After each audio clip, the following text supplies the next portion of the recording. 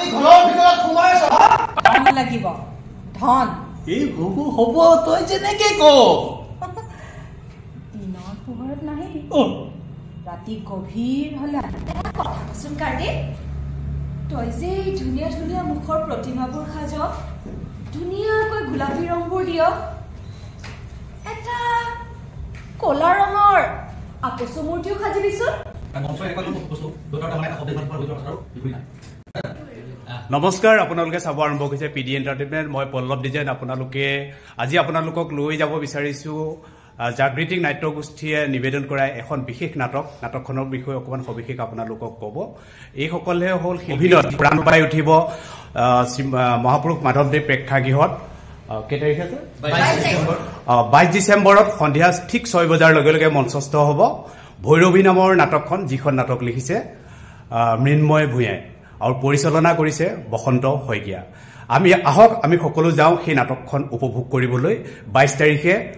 সন্ধিয়া ঠিক 6 বজাৰ লগে লগে তেনেকুৱা মনমাই বহি আছে যে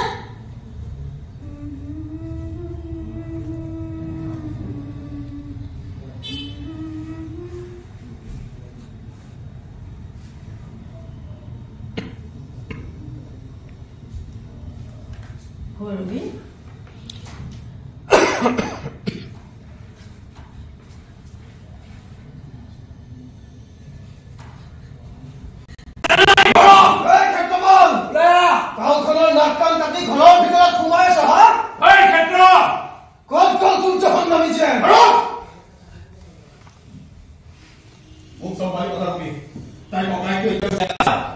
নাই তেনেকৈ নহ'ব প্ৰয়োজন হলে সংগঠনত খবৰ দিব লাগিব ভুৱা চাৰ্টিফিকেট দিয়া দালালৰ অভাৱ আছে নেকি আলাউদ্দিনৰ গাঁৱতে আছে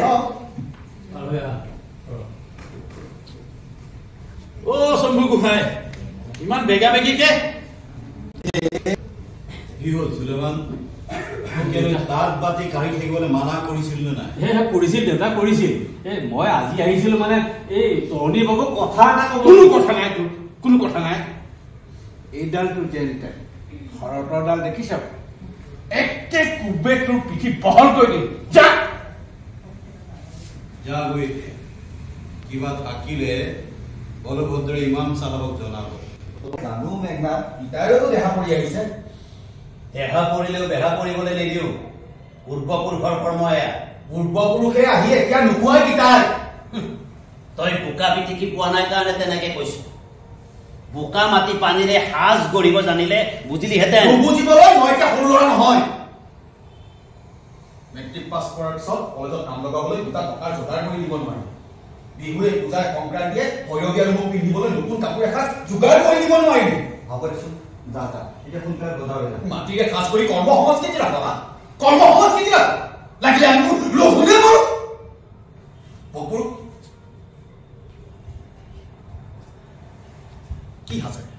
কি হাচাৰে গঢ় দিছিলে এইজনী হা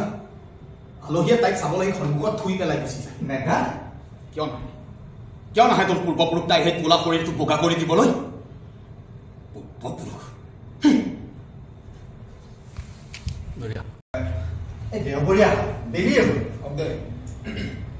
সোনকালে গৈনো কি কৰিবি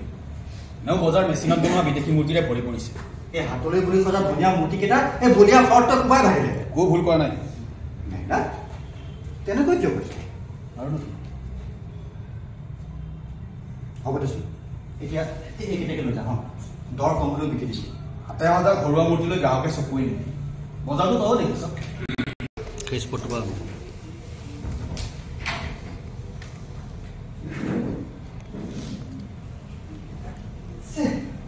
এই অপৰাধটো লাঠিৰ কুটটো কৰে মূৰ্তিটোহে কৰিব পাৰেনে আৰু তই মোক মোৰ পৰা হয় ভাল কথা কৈছে চা মূৰ্তিটোহে ভাঙিছে নতুনকৈ বৰ তোৰ মূৰটো ফলা হলে কি কৰিলিহেঁতেন তই নুবুজিলি বুজিছ বাপেৰে হলে বুজিলেহেঁতেন নিজৰ মূৰটো ফালিলে যিমান কষ্ট পাওঁ এই মূৰ্তি ভাগিলে তাতকৈ বেছি কষ্ট পাওঁ চাও চাও দে ভঙাটো কৰে মই জোৰাই হ'ব নালাগে তই নোৱাৰ এটা কথা কচোন কাৰ্ডি তই যে ধুনীয়া ধুনীয়া মুখৰ প্ৰতিমাবোৰ সাজ ধুনীয়াকৈ গোলাপী ৰংবোৰ দিয় এটা কলা ৰঙৰ আপচু মূৰ্তিও সাজিবিচোন দেখিবলৈ মোৰ দৰে ইতিমধ্যে আপোনালোকে নাটকৰ কিয়দাংশ দেখিলে মই আপোনালোকক দেখালোঁ আপোনালোকে কেতিয়াও মিছ নকৰিব এখন খুব সুন্দৰ নাটক হিন্দু আৰু মুছলমানৰ সম্পৰ্কক লৈ কেনেদৰে সংঘটিত হয় কিছুমান ঘটনা আমি নজনাকৈ সেইবিলাক ঘটনা ঘটি থাকে এই নাটকখনৰ জৰিয়তে ভৈৰৱী নামৰ নাটকখনৰ জৰিয়তে আপোনালোকে জলজত পটপটকৈ দেখা পাব আহকচোন তেওঁলোকে কি কয় অকণমান শুনো পৰিচালক আছে বসন্ত শইকীয়া বসন্তদাৰ পৰা অকণমান শুনিব বিচাৰিব এখন খুবেই মননশীল নাটক মিৰ্মল ভূঞা ভৈৰৱী নাটকখন আমি 1.5 মাহ বহুত কষ্ট কৰি ৰিহাৰ্চেল কৰি আছোঁ এটা পৰ্যায়লৈ আহিছোঁ আপোনালোকক 22 ডিচেম্বৰ মাধৱদেৱ প্ৰেক্ষাগৃহত সন্ধিয়া 6 বজাত লগ পাম আপোনালোক আহিলে আমি ভাল পাম উৎসাহিত কৰিব ধন্যবাদ আমি সদায় টিভিত দেখি থাকোঁ বিজিত দা আছে বিজিত দাৰ পৰা অকণমান যদি আমি আমন্ত্ৰণ এটা যদি দিয়ে দৰ্শকক ভাল পাম নাই তেনেকৈ নাটক কৰি আছোঁ কৰি যাম আৰু দৰ্শকে চালেহে আমি নাটক কৰাটো আমাৰ সাৰ্থক হয় গতিকে কিনো হৈছে কিনো কৰিছোঁ ভাল বেয়াটো আপোনালোকৰ বিচাৰ্য কিনো কৰিছোঁ সেইটো চাবলৈ আহক 22 ডিচেম্বৰ তাৰিখে শংকৰদেৱ কলাক্ষেত্ৰৰ মাধৱদেৱ প্ৰেক্ষাগৃহত সন্ধিয়া ঠিক 6 বজাত ভৈৰৱী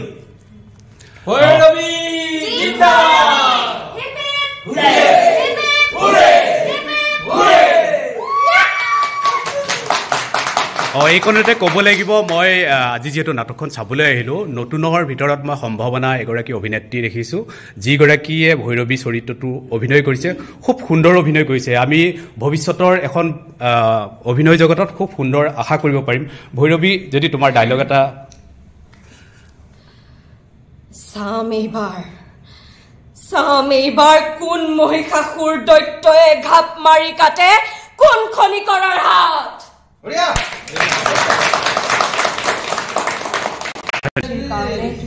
গালে মুখে ৰং সানি থাকো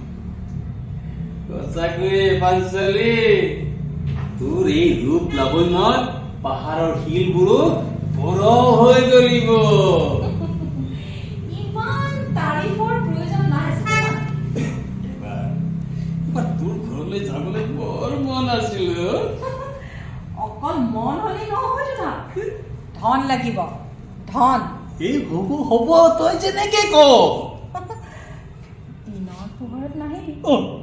ৰাতি গভীৰ হলে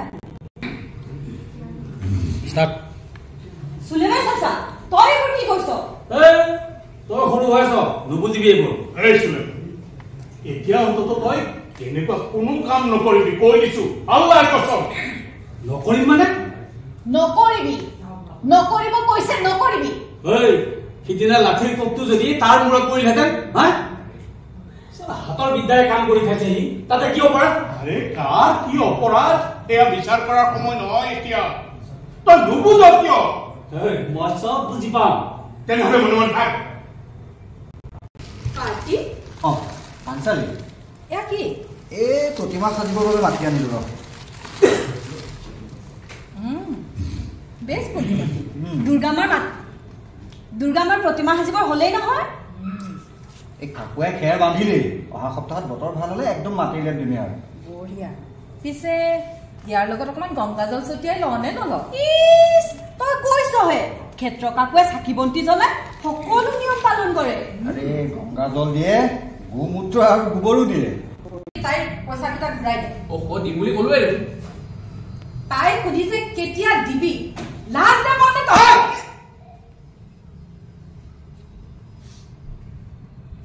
তোক মাজত মাতিবলৈ কোনে কৈছে হা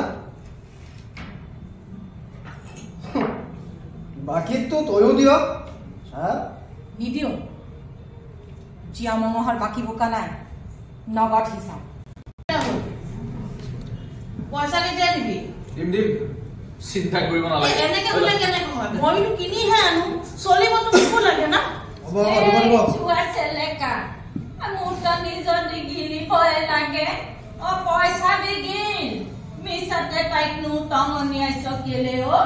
হয় কানিলো মই বাকী কৰো নগদ খাওঁ তোৰ এই উইয়ে বাবলা জোতাবোৰত বিকিও বৰ কথা পোক লগা মুখত